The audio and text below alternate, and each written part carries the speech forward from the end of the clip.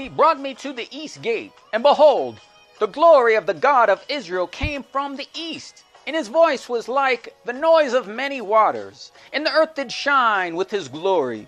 And the glory of Yahweh came into the temple through the east gate. And the glory of Yahweh did fill the house. And I heard him speaking to me out of the house.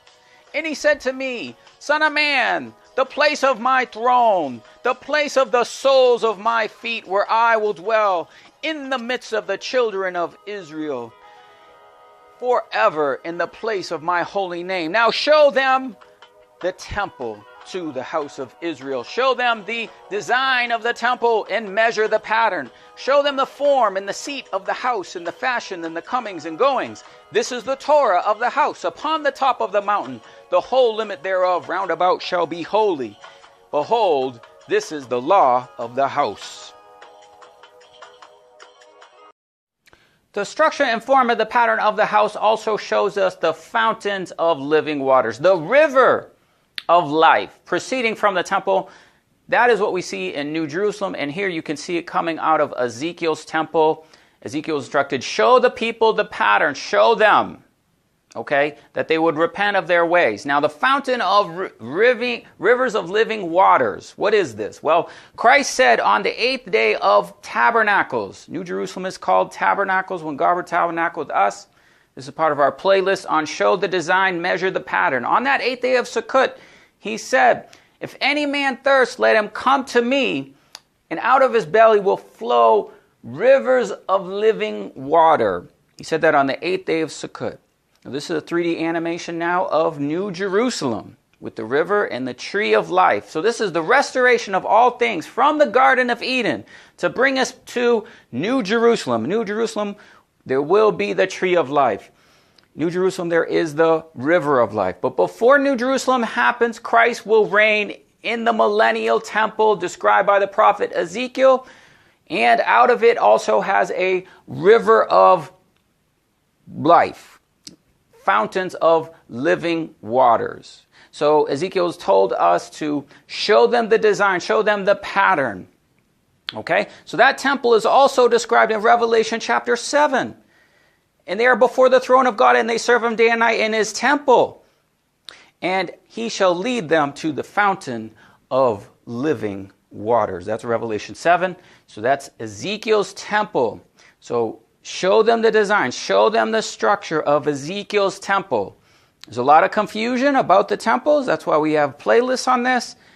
If you have other questions, please refer to the playlist, Show the Design, Measure the Pattern. We have several videos on this, and now we're going to talk about this fulfillment as it relates to the feast. When we come to the 8th day of the feast, it is the solemn assembly. It's a solemn assembly, and after you have tabernacles, you have 7 days of tabernacles, and upon the 8th day of tabernacles, you would have something called the solemn assembly.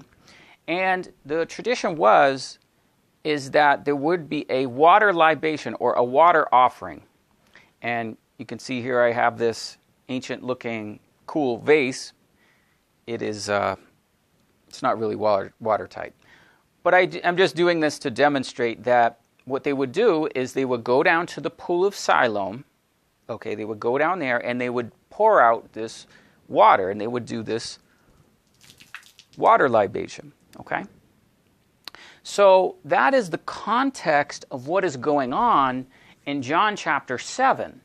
So Christ went to Jerusalem. He went for this time of the feast. And on this last day of the feast, on this great day of the feast, Jesus stood and said, if any man thirst, let him come to me and drink. Okay, so he's saying the thing you are doing with this water offering, this pouring out this offering you're doing, it's him. He has the living water. Okay, it's not by, religious observance. It's a person. And he says, come to me. Okay, if any man thirst, let him come to me and drink, because he has the fountains of waters. Okay, he that believes on me, as the scriptures say, out of his belly will flow rivers of living water. Okay? Rivers of living water. So the living water, this he spake of the Spirit, that they that believe in that receive should receive the Holy Spirit that was not yet given, as Jesus was not yet glorified. Okay? So he's speaking of the those that believe on him would have the out of their bellies would flow living waters, and it would also be Pentecost. Again, another feast that would take place after he rose on first fruits. Okay? So it's important we understand the context of why he's saying this. He's saying we actually know where the pool of Siloam is, and they're the priests, they're pouring this water out, and he's saying what the fulfillment is of that tradition, that observance. Okay, so now that we know that that's what happened on that 8th day, okay, that's the fulfillment of that 8th day, and then we memorialize that 8th day. Why? Okay, many of you still don't really understand these feasts or any of this stuff. Well, that's because you don't understand the prophecy, because you're not doing it. Once you do it, and you set up your tabernacles and you physically do something, then you have to think about it. What am I doing? What does this mean? Okay, but if you don't do it, you don't think. If you don't think, you don't know, and you don't research. All right? And you don't really know about the prophecy, what happens in the future, and all of these things that are built into the prophecy and the feasts. Okay, so we can see very clearly in Zechariah chapter 14, verse 4, his feet will stand in that day upon the Mount of Olives. So this is clearly after Christ has destroyed the enemies in Armageddon. Okay, you could see that Armageddon in the previous verse. So then he will come, he will stand on the Mount of Olives. Then we showed you in the intro of the video with the temple and Ezekiel. Okay, then at some point he will go into the east gate of the temple. His glory will come into the east gate of the temple. Okay, but when his feet stand on the Mount of Olives in Zechariah 14, it continues this prophecy. We're not going to read all of it. Okay, but he will come, and all of the saints with him, verse 5. Then verse 8, and it shall be in that day that living waters shall go out of Jerusalem. All right, now where are we? So we have the completion of the apocalypse. We have Armageddon. We have that is over. Then Christ will come on the Mount of Olives. This is not New Jerusalem, clearly. Okay, he's coming on the Mount of Olives. Okay, the living fountains of waters in Jerusalem. Some towards the former sea, some towards the hinder sea. And Yahweh shall be king over all the earth in that day. And there shall be one Yahweh, and his name is one. Okay? So clearly, he comes, his feet stand on the Mount of Olives. There'll be living waters flowing from Jerusalem. Okay? And there'll be this feast. Okay? Then we'll have this feast, and it'll come to pass that everyone that is left of the nations. Okay, so all the nations have been destroyed, but those that are left, other nations will come, which the nations which came against Jerusalem, even they shall go up year by year to worship the King, Yahweh Sabaoth, the Lord of hosts, to keep the Feast of Tabernacles. Okay, so if you make it and you survive and you're on the other side, you'll keep the Feast of Tabernacles. Okay, now if you don't, all right, then there's going to be plagues. And it shall be a plague, okay? There'll be a plague to those that don't come up to the feast. It makes it clear, okay? And in that day shall be bells on the horses, holiness to Yahweh, and the pots of the Lord's house shall be bowls before the altar. So what do we have? We have a house. We have a temple. We have an altar, okay? Both Ezekiel has this description. You have the temple. You have the altar, okay? When you get to New Jerusalem, you don't have a temple. You don't have an altar. Okay? So what this is this is the prophecy after Armageddon going into the millennium. The beginning of the millennium is what this is describing. Okay? And the promise of this is what we told you earlier in Revelation 7. Revelation 7, and talking about those that washed their robes and made them white with the blood of the Lamb. 7:15, therefore they are before the throne of God and serve him day and night in his temple. Okay? Now, if they're serving God day and night in his temple, what temple is that? It's not New Jerusalem. Okay? It can't be New Jerusalem because New Jerusalem has no temple. So it must be Ezekiel's temple. Therefore, they're before the throne of God and serve him day and night in his temple, and he that sits upon the throne shall dwell among them. Okay, that's the Lamb. They shall hunger no more, neither thirst any more, neither shall the sun light on them, nor any heat. For the Lamb is in the midst of them. Okay, so it's the Lamb that's in the midst of this temple. All right, it's the Lamb that is in the midst of Ezekiel's temple during this time period of the millennium. For the Lamb is in the midst of the throne, shall feed them, and shall lead them to the living fountains of waters. Okay, so these are the living fountains of waters that are in Ezekiel's temple. What is it talking about here? It's talking about a temple. Okay, it's talking about living fountains of waters. This is not New Jerusalem. It can't be New Jerusalem because New Jerusalem does not have a temple. The living fountains of waters here is Ezekiel's temple, okay, and New Jerusalem has the river of life. Okay, let's look at that. Let's look at that so you can see the type and shadow, because what happens, guys, is New Jerusalem is of course very large.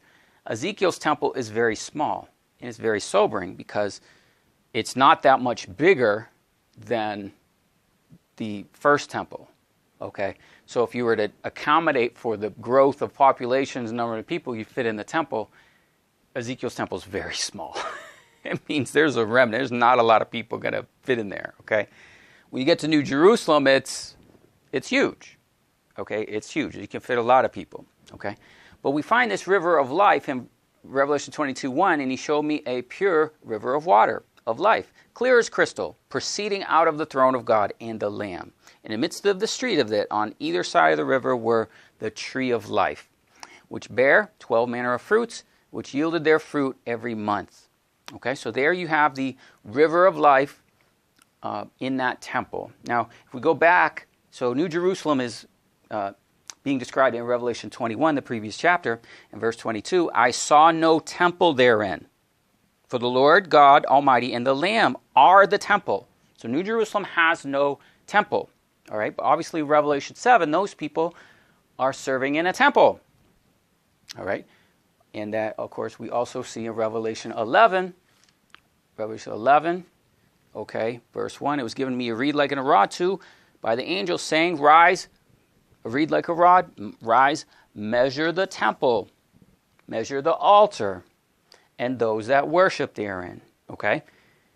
Now, of course, this is the Ezekiel temple, and that's why we have a video. It's important that you measure the temple. It's important you know these things so you're not deceived. Okay? Yes, there's going to be a Jewish third temple. All right? You have to know those measurements. You have to know the structure. You have to know what's in the prophecy, because people will say that's for God, but it's not for God. It's for the Antichrist, okay? Which that temple will be destroyed. Then we have Armageddon, and then we have Ezekiel's temple. Ezekiel's temple has never been built. That's why I'm going through all these series of videos to show you that Ezekiel's temple is going to happen. It is real, and that is where is going to be the center. Jesus Christ is going to reign in that temple. So we have these living waters, these little fountain of waters that we saw described in Ezekiel's temple in chapter 47.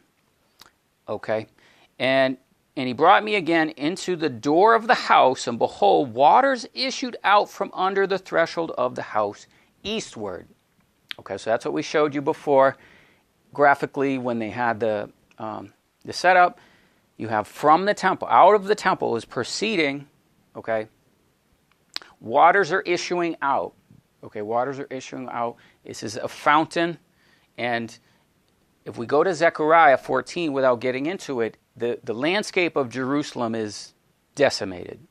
So it's not like we can exactly figure out where these things are based on what we're looking at today, because there's going to be dramatic changes to the landscape. All right. But wherever this fountain of water is, who knows? Maybe it'll come up even before. But if it does, it shows the precise location of the temple. Okay. And then from those waters, that's where the temple is, and then they begin to flow. And Ezekiel begins to describe these waters and how they heal things. Okay. And it kind of describes, basically what it describes is he goes, and it's not a lot of water. It starts at his ankles, and then it goes up higher, and it goes over his head. Okay, and wherever this goes, it brings healing. These waters which issue out toward the east country, they go down to the desert and go into the sea, and the waters shall be healed. And it shall come to pass that everything that liveth, which moves, wheresoever the water shall come, shall live. Okay? So what's happening, you got to realize what's happening here, guys, is sometimes you have to take, when you focus on just one prophecy, where is this? Where is this in the scope of things? Where is in the scope of God's redemption of mankind? So we have the Garden of Eden. The Garden of Eden have 4 rivers, okay? So what's happening is this river, this fountain of water, is this restoration of what Christ is talking about. Out of him will flow rivers of living water. Okay, so that was a main feature of the Garden of Eden, was these rivers, right? You can see those rivers and their description, okay? Then, of course, Adam and Eve, they eat from the tree of knowledge of good and evil, and when they do, they're separated from the garden. They're separated from these rivers. They're separated from the tree of life, okay? So then the plan of God through salvation comes through Abraham, okay? So Abraham believes, and the plan is through his line, his lineage, right? And then through his lineage comes Moses. And Moses makes a tabernacle. Moses shows the feast, and he shows the pattern of all these things. And when he does, all of those things are a stage and a step in the restoration. So then we learn about the feast. Then we have the description of various things, which is a step in the process leading to restoration. And then, of course, that time period, Christ said, okay, they built the temple according to Herod's pattern, not God's pattern, and then you have Antichrist, spirits, and all that kill Christ. So then he destroys the temple. Then the temple becomes a spiritual temple. So what you have is the new covenant is no temple. It is a spiritual temple. And a spiritual temple now is not limited to one set of people. It's to all people. Okay? And so that's the next phase of the redemption, is a spiritual temple, the spiritual aspects of it. And of course, the apostles taught the temple to the Gentiles about the spiritual aspects of the temple and everything, because this temple was still standing, for a number of years. But the problem with the people is they think that whatever era you're in, so we were in the era of the new covenant, now that's over, okay? So that era of the new covenant ends once we enter the apocalypse. Once we enter the revealing of Jesus Christ, we enter a new era. Okay? We enter a new era. It's a new phase of the restoration of all things. That's the most difficult thing for the people to understand. Okay? To think, okay, now that we're in a spiritual temple, it must be like this always. No. You'll notice that every phase of the restoration is not always. It's an era of time. There's a covenant with someone. Okay? You have God agreeing with Adam. Okay? And then you have the destruction. And then you have a God's agreement with Noah. And then you have a destruction. God's agreement with Abraham. Okay. Then to Moses. Okay. And then to David with the temple. And then destruction. Okay. Because obviously this is never going to happen until Christ comes. Okay. So the details of Ezekiel's temple may not be easily understood. Okay. Well, what about this? Why is that? Well, look. How it works, or how the covenant works, is God gives a piece of instruction. Okay, do this. All right. And it must be done. Okay. So you have all these things, and you can see how we talked about Christ fulfilling things in the feast. Okay, so he fulfills certain things. He's fulfilling this water libation. Okay, he's talking about these fountain of living waters. Now and then he destroys that temple. Okay, but then he's going to build another one. It's another era of time. It's another period. It's another covenant, okay? But when that happens, sometimes what it'll do is said, okay, Well, the piece of instruction that I gave you before, you have to go back there. Okay? He told to the church of Ephesus, go back to your first works. You have to go back to what he first told you. What he first told you was, okay, you got to do it like this, and then you disobeyed. Okay? You don't just go off and do something else. No, you go back to what he said, the instructions, and do that. So that's what we have with Ezekiel's temple, is all these things will be restored. And we'll see the proper way to do it, because we've never actually seen the proper way to do it, because the Jews never lasted very long by doing anything properly. And whenever they did something, it was destroyed. And the Christians the same way. Christians have also been apostate and infiltrated Christ's message with paganism. Okay, so now aspects like what we're teaching here are totally foreign to us. The feasts are totally foreign to us. All these things mean of what Christ is saying in the Gospels. We don't know anything of what he's talking about. Okay, because we've been separated from the knowledge of these things. Okay, but that is what the Ezekiel temple is doing. It's restoring all those things, going back to the beginning. It's a phase of restoration, okay, like Moses had a tabernacle, temporary, all right? Our life is temporary, okay? And the tabernacle also represents the physical body. Adam and Eve were clothed with light, okay? It didn't say they had clothes and they weren't naked. Well, maybe they were clothed with light. Maybe they did have clothes, you just couldn't see them because it was radiating light and glory, right? So then they eat wrong tree, what? It's gone. So then in the order of priesthood, you have garments. You know, priests wear the garments and everything. What is that? It's covering the shame and the nakedness. And, of course, during this time period of Ezekiel's temple, you have people with glorified bodies because they lived the whole time. So, guys, we're going to have more on the millennium. I find it so sad that the people don't understand these things. These are very basic doctrines. I'm not telling you anything new, okay? These are basic doctrines, and this is where we're going. All right, sure, we're in this time, it's time or whatever, but it's all temporary. This is all temporary. It's not a long time to deal with the tribulation and the mark of the beast and the Antichrist. Yeah, we got all those things, okay? You gotta have an enemy in order to overcome. Even the Garden of Eden, the serpent was there, right? So, guys, thanks for watching. This is, like I said, part of our playlist on Measure the Pattern. Okay, show the design. Guys, you really need to be educated on where we're going in the future, okay? I know a lot of people saying a lot of different things, but basically the doctrine of the people, what they think is this. They think that they're going to be raptured, they're going to go to heaven forever. And that's not true. That's not what the prophecy says. That's not what the book says. The book doesn't say that, all right? Yes, there's New Jerusalem. New Jerusalem comes after the 1,000-year reign of Christ on the earth. Okay?